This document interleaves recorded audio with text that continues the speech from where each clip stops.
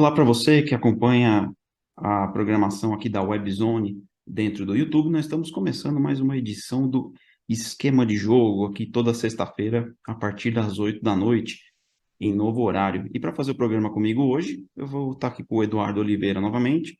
Edu, tem umas coisinhas meio pesadas aqui para comentar hoje, um episódio meio triste aqui para o futebol brasileiro, mas faz parte, né? Vamos ter que falar um pouquinho. Seja bem-vindo aí. Olá, André, obrigado aí pelo convite. Uma excelente noite a todos aí.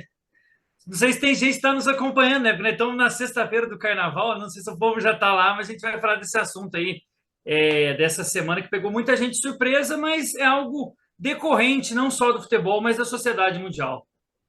É isso, o Edu já lançou o assunto aí. Nós vamos falar sobre a manipulação de resultados na Série B de 2022, né? Explodiu uma notícia aí nessa última semana aí por meio de uma. Vou tentar resumir aqui, né, Edu, rapidamente o que aconteceu. Muita gente já está sabendo, só para a gente discorrer, né?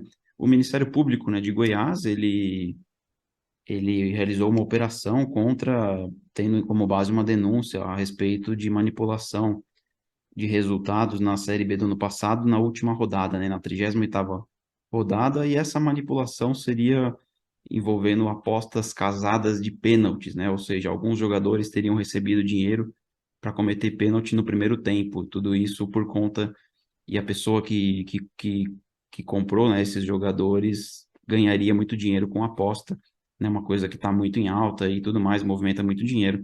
Os jogos onde teria havido a tentativa de manipulação, eu vou explicar por que tentativa, porque nós tivemos Vila Nova Sport, Tombense e Criciúma, Sampaio Correia e Londrina.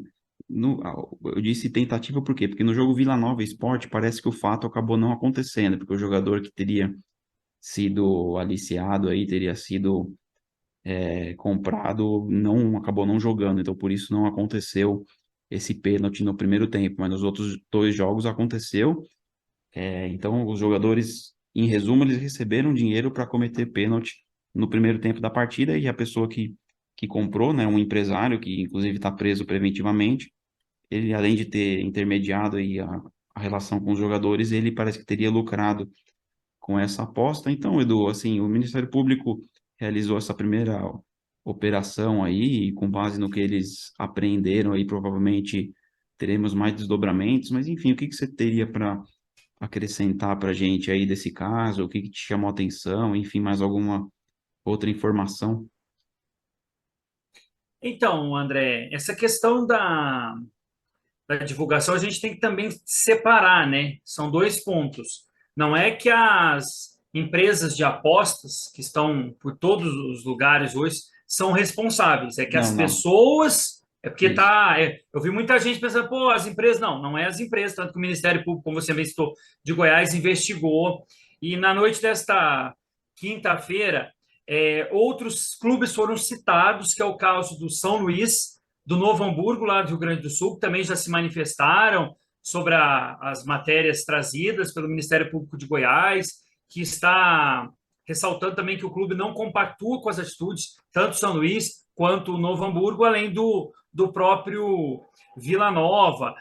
E essa questão a gente tem que entender que nessas casas de apostas, nesses aplicativos de apostas, vamos dizer assim, hoje, você também ganha pelo número. Um exemplo de escanteios a favor de um, tiro de meta, como você Falta. citou, falta, pênalti, gol, o número de gols que é feito em cada tempo. Então, tem todos esses requisitos que são divulgados e aí você aposta lá, olha, eu vou apostar nisso ou apostar naquilo. Algumas pessoas que eu pude acompanhar, André, desde que a gente definiu o tema, até o próprio jornalista André Rizek compara o caso agora com o de 2005, né, do aquele árbitro Edilson Pereira, Isso, que Brasileiro teve de a 2005, manipulação. né? Isso, Brasileiro 2005, que teve alguns jogos que teve a manipulação, tudo. Alguns já comparam com a máfia italiana, né, que já é da década de 80.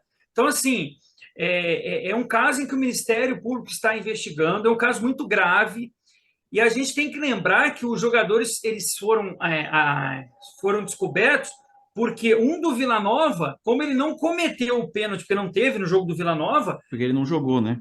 exato. E aí o que acontece? Ele começou a ser cobrado.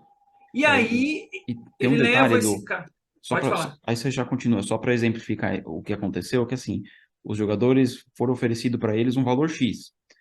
Mas esse X total eles só receberiam depois do jogo, depois que Sim. acontecesse o pênalti. Era Mas antes, 150 mil reais e os apostadores podiam ganhar 2 milhões. isso, Só para. Os 150 seria para o jogador que cometesse a infração, isso. no caso, os pênaltis, e quem ganhasse 2 milhões. E os jogadores recebiam um sinal, né, digamos assim, de acho que Sim. R$ 10.000, mais ou menos. E o que aconteceu? Esse jogador do Vila Nova teria recebido esse adiantamento aí de R$ 10.000, mas como ele não jogou, o pessoal veio em cima dele para cobrar o dinheiro de volta, tudo mais, e parece que isso gerou alguma suspeita. Acho que isso faz parte também do que está sendo investigado, mas só para exemplificar o porquê que não, que nesse caso não deu certo, né, no jogo do Vila Nova. Desculpa te interromper. É, não, tranquilo. E tem um empresário que foi preso na última terça-feira, dia 14 de fevereiro, por suspeita de manipular resultados do Campeonato Brasileiro. Que é isso? A prisão ainda é temporária. Eu vou citar até o nome aqui do empresário, é Bruno Lopes de Moura. Ele está preso aí em São Paulo, né, na capital paulista.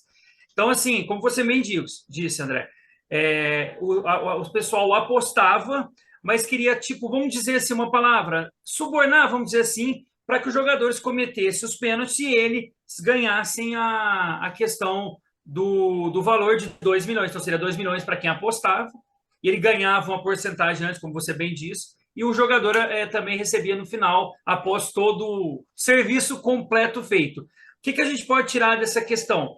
Como o Ministério Público entrou, porque foi um jogador do Vila Nova, de Goiânia, através disso que começou essas investigações. Então, já tem gente no Mato Grosso sendo investigado, tem gente em Minas Gerais sendo investigado, tem gente no estado de São Paulo investigado, tem também no Rio Grande do Sul. E assim, em todos os lugares da sociedade, que a gente pensa que é só no futebol, só que o futebol, o número, o rendimento que se ganha é muito grande.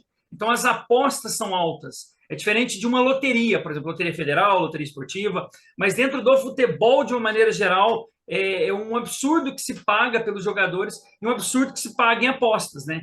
Então, assim, o Ministério, os nossos órgãos competentes começaram a investigar, porque foi apenas um, e agora já há indícios de outros campeonatos, até de torneios importantes. E é uma coisa, né, Edu, como você bem disse, que assim, é o tipo de aposta que é um pouco diferente de outras apostas que existem aí fora do esporte, é uma coisa assim facilmente de ser manipulada, né? Porque como que você vai provar que um jogador fez o pênalti de propósito, sem querer, que ele mandou uma bola para escanteio que ninguém ali reparou que ele possa ter mandado de propósito? Eu, assim, lógico, eu não vou ser leviano, não tenho provas, né? Mas assim, é uma coisa que eu acho que deve acontecer há muito tempo no futebol, seja por meio de aposta esportiva ou qualquer outra coisa. É que nem tudo acaba vindo à tona, nem tudo se descobre o que aconteceu, uma maracutaia ou outra, e só para deixar bem claro que até o momento das investigações os clubes não estão envolvidos, né? Os clubes teriam sido vítimas até o momento, né? Lógico que ainda tem muita coisa para se desdobrar aí, né? A gente também não está aqui já condenando ninguém, até porque tem que ter a sua investigação, o seu devido processo legal, mas pelo que a gente está vendo, é evidente que aconteceu, né, alguma coisa nesse sentido, então, mas a princípio os clubes não estão envolvidos, né, só para a gente deixar claro também, né, Edu, e assim, eu não sei se você fica com essa impressão, se a investigação for bem feita, eu acho que ela pode levar rumos aí que a gente nem estava imaginando, né, não sei se você concorda. Se for investigar como está sendo, que até a gente está gravando esse programa um dia antes, o programa vai ao ar na sexta-feira, mas como eu falei, já começou a aparecer outros estados, outros campeonatos, outras pessoas envolvidas. Então, Uhum. assim, a manipulação sempre existiu, André. A gente não pode também tapar os olhos, mas, assim, a questão do trabalho do Ministério Público é exemplar, né? A gente também tem que enaltecer o trabalho deles. Mas agora, aqui a gente tem que saber as consequências que virão pós a investigação. Se não vai acabar Será em que os pizza, clubes. né? Exatamente, porque às vezes também termina ali e tal, alguma coisa aí. O que Hoje tá pode na mídia, acontecer? né? Amanhã pode, o É, pessoal esquece, né? Acabou. porque assim, o que aconteceu quando teve a questão do árbitro em 2005, como você bem citou, ficou só o árbitro esquecido, né? Mas as pessoas em si. Porque o que a gente tem que lembrar é que não é uma pessoa que está envolvida, é um esquema.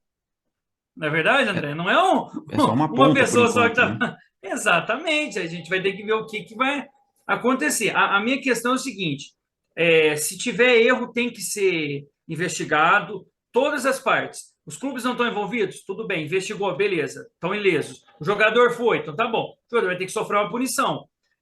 Quem apostou isso também porque aí você fere o princípio do esporte, que é a legitimidade da igualdade. Mesmo que seu time tenha um poder aquisitivo menor dentro das quatro linhas, a gente tem que ter o jogo, o espetáculo. Porque se começar a ter muita investigação e ter muita desconfiança, até os próprios campeonatos vai ter que ter uma intervenção. Caso CBF, às vezes até Conmebol, FIFA, que a gente precisa chegar no ponto principal de quem que está fazendo esse esquema.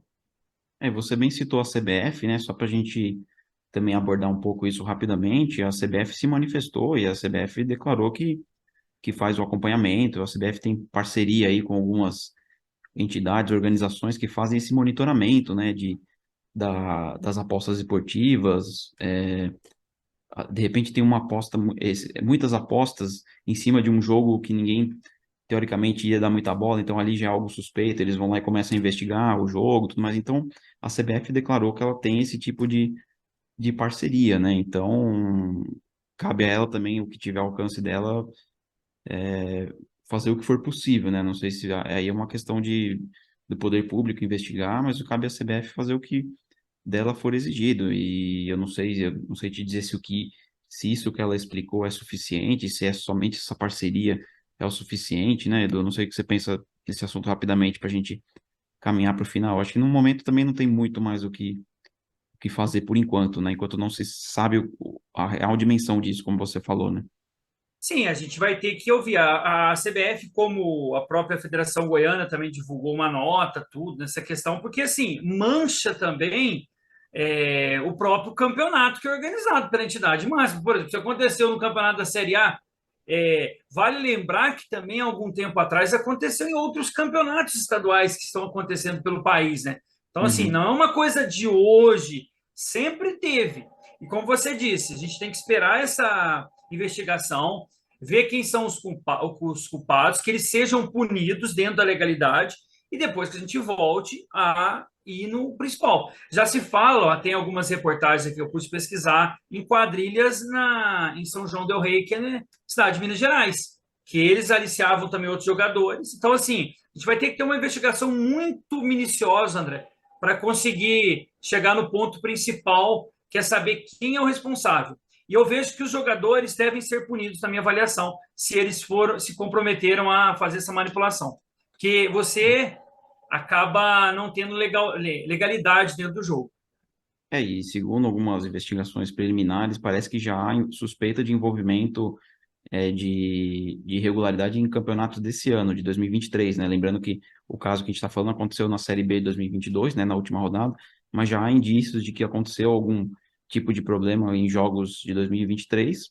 E eu cheguei a ver uma reportagem na época da Copa São Paulo, futebol júnior, né, que aconteceu em janeiro, de um empresário que tentou aliciar alguns jogadores também nesse sentido, ó, te dou tanto para você jogar uma bola para escanteio e tudo mais, e a gente sabe que dependendo do time que a pessoa, que o garoto joga ali, é um dinheiro que ele nunca teve, talvez na vida, então teve um caso como esse, não lembro exatamente onde que aconteceu, mas teve alguma coisa nesse sentido na Copa São Paulo desse ano. Edu, a gente tá, Foi o Zumbi de Alagoas contra o time eu não lembro. a Ferroviária e também Real Ariquemes de Rondônia e o Tanambi. Esses jogos foram até boletim de ocorrência na época, feito pela Federação Paulista. Então, assim, já veio neste ano de 2023 também. Edu, obrigado aí pela sua participação aí. O papo hoje foi mais curto, mas acho que era um assunto importante para a gente abordar. Suas considerações finais aí, quiser acrescentar alguma coisa?